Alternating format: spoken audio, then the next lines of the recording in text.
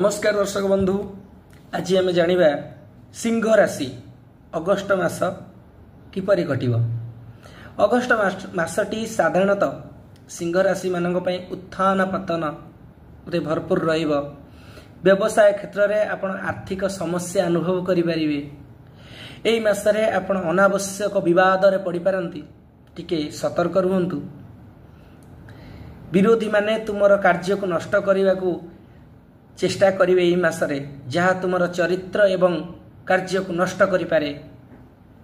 जदि आपण प्रगति चाहूचंती किछि जिनिस को अणदेखा करंतु। आर्थिक दृष्टि एही मास उन्नतिमूलक अवस्था रे रहिबो। व्यवसाय इत्यादि परिस्थिति बहुत भल हेबो नाही। ए मासरे आपण को हुए तो कौनसी स्थान रो आर्थिक सहायता नेबा को पड़ी पारे। आपण एही मास किछि भल पारिवारिक खबर पाई पारंती। एक जमी विवाद रे आपण को कोर्ट रे पराजयर सामना करने को पड़ी पारे। आपणकर भाषण उपरे नियंत्रण रखंतु। केउ जगह अपमानित होबार संभावना रही। तो ए थिला अगस्ट मास सिंह राशि रे व्यक्ति विशेषज्ञ मानक पई किभଳି कटिबो।